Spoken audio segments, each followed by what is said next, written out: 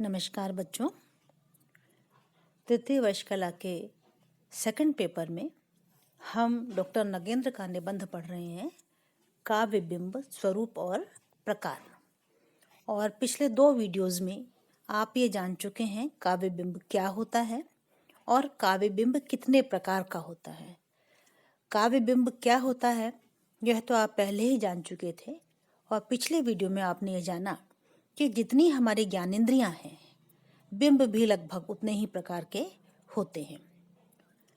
Doctor Nagendra का ये कहना है कि बिंब हमारी ज्ञानेंद्रियों के अनुसार बनते अवश्य हैं, लेकिन सभी बिंबों में कुल मिलाकर के चाक्षुष बिंब का योगदान सबसे अधिक रहता है। जैसे यदि आपको कोई ध्वनि बिंब समझ में आ रहा है तो उस ध्वनि के साथ साथ कहीं उसका कोई चित्र भी आपके मस्तिष्क में बनता है।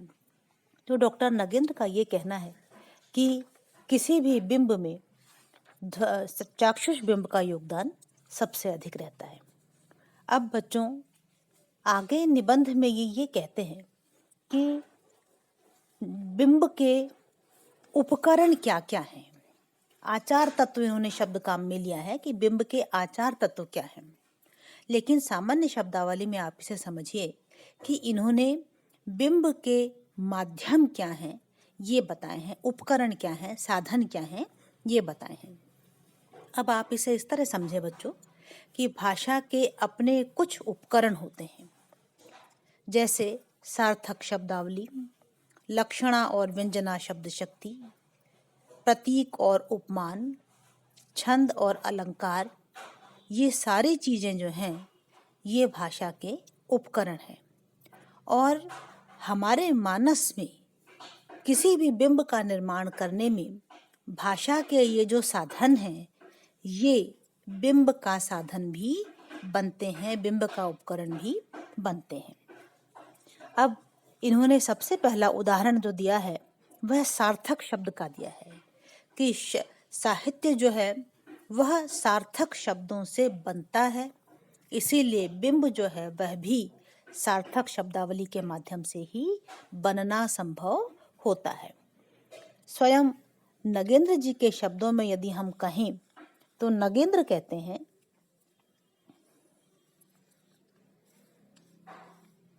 आप इस पैराग्राफ को ऐसे कैसे सुनिए बच्चों। सर्जनात्मक कल्पना काव्य बिंब का कारण तत्व है और इंद्रिय अनुभव इसके मूल उपकरण तत्व हैं।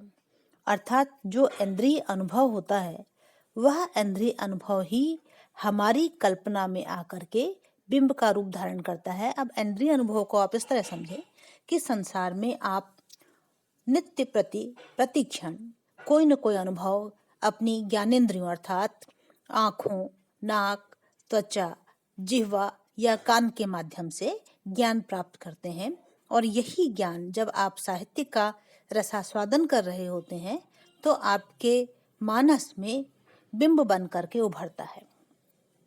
तो मूलतः इंद्रिय अनुभव, और फिर जब उसमें साहित्य पढ़ते समय आपकी कल्पना का योगदान हो जाता है तो वह बिंब का निर्माण करता है। सामान्यतः प्रत्येक ज्ञानेंद्रिय का अनुभव एक प्रकार का बिंब उद्बुद्ध करता है अर्थात पैदा करता है। फिर भी चक्षु का अर्थात आँखों का योगदान सबसे ज़्यादा रहता है। जैसा कि मैंने अभी स्पष्ट किया, बिंब का विधान अनिवार्यतः मूर्त ही होता है, और चूंकि इंद्रिय अनुभवों में चाक्षुष अनुभव अर्थात देखा हुआ अनुभव सर्वाधिक मूर्त रूप में होता है, इसलिए बिंब में रूप तत्व का प्राधान्य रहता है। रूप तत्व अर्थात दिखाई देने का प्राधान्य रहता है। शब्द, स्पर्श, रस और गंध के भी अपने अपने बिंब होते हैं, पर प्रायः उन्हें भी रूप का आधार लेना पड़ता है। यही कारण है कि साम्य के समस्त रूपों में, साम्य मतलब समानता के, जो 2 चीजें एक जैसी दिखाई पड़ती हैं, उनके सभी रूपों में सादृश्य का अर्थात एक जैसे दिखाई पड़ने का सबसे ज्यादा महत्व है, और अलंकार तंत्र का अधिकांश भाग सादृश्य पर आश्रित है। अर्थात जितने भी अलंकार हैं उनमें से ज्यादातर सादृश्य पर या समानता पर आधारित हैं। यहाँ तक तो हुई काव्य बिंब के मानस रूप की बात। अब अपने परिणत रूप में काव्य शब्दार्थमय होता है। अब इस बात को ध्यान दीजिए बच्चों, यहाँ नगेंद्र कह रहे हैं कि काव्य जो है वह शब्दार्थमय होता है, अतः काव्य बिंब भी शब्दार्थ अर्थात सार्थक शब्द के माध्यम से मूर्त रूप धारण करता है। अंडरलाइन कर लीजिए बच्चों इस पंक्ति को कि काव्य बिंब जो है वह सार्थक शब्द के माध्यम से मूर्त रूप धारण करता है, या यूं कहना चाहिए कि सार्थक शब्द ही वह उपकरण सामग्री है जिसमें बिंब का मूर्त रूप प्रकट होता है।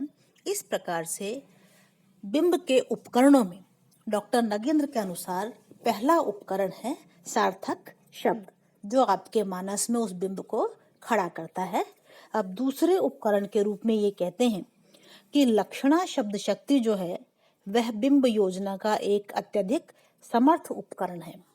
आप बच्चों पहले पढ़ चुके हैं कि 3 प्रकार की शब्द शक्तियां हैं, अभिधा, लक्षणा और व्यंजना।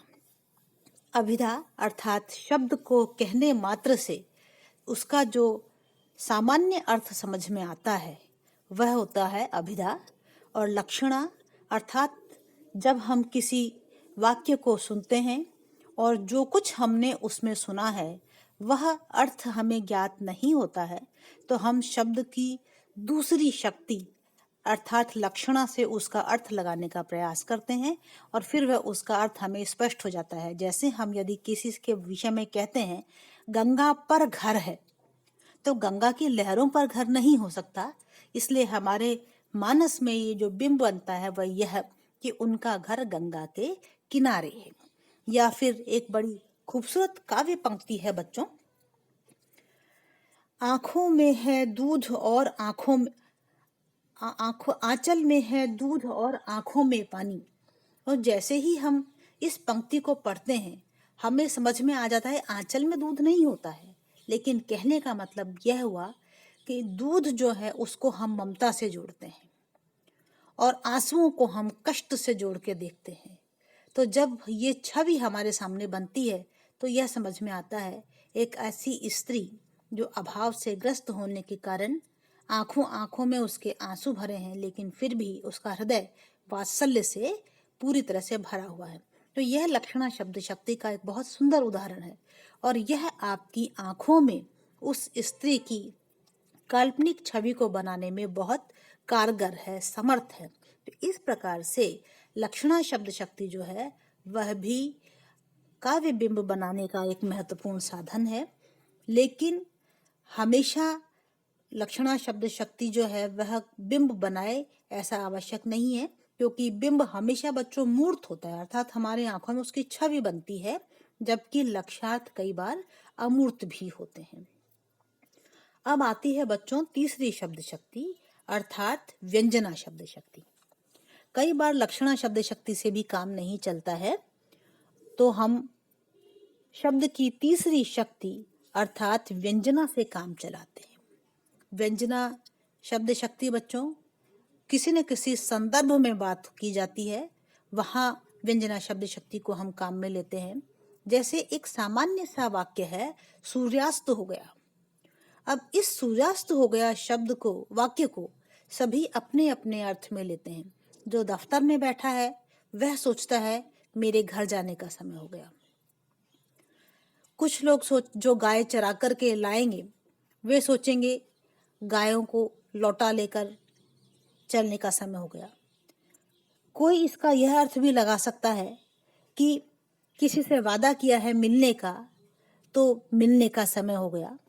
और इस प्रकार से अलग अलग, या जो संध्या वंदना करना चाहते हैं शाम के समय दीपक अगरबत्ती किया जाता है, तो जो दीपक अगरबत्ती करते हैं वे सोचते हैं संध्या वंदन का समय हो गया, अगरबत्ती का समय हो गया।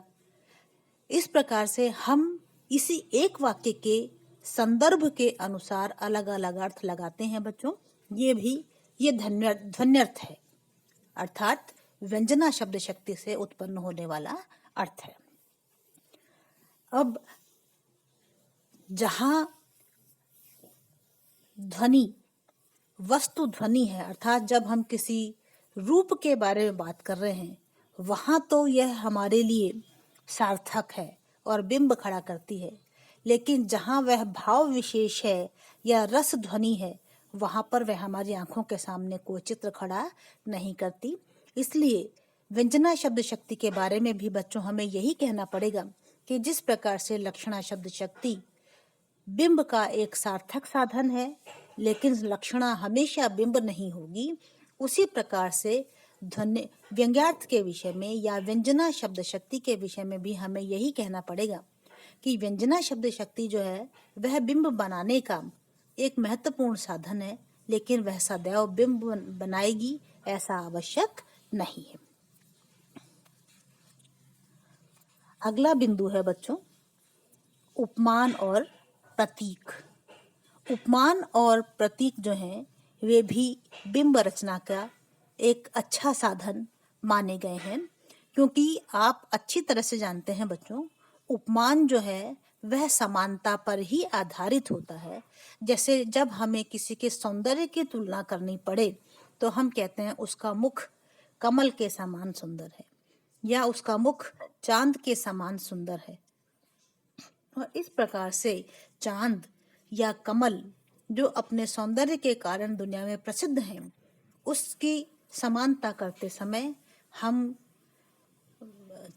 चांद को अपनी दृष्टि में रखते हैं और रूप की कल्पना करते हैं। नगेंद्र ये कहते हैं कि उपमान और प्रतीक का भी बिंब से इस प्रकार से घनिष्ठ संबंध है। वास्तव में उपमान की अपेक्षा बिंब और ज्यादा व्यापक होते हैं। बिंब विधान में अनेक उपकरणों में से उपमान भी एक उपयोगी उपकरण रह जाता है। आगे डॉक्टर नगेंद्र एक और बात कहते हैं कि अलंकारों और बिंब का किस प्रकार का संबंध है, इसे हम अगले वीडियो में पढ़ेंगे।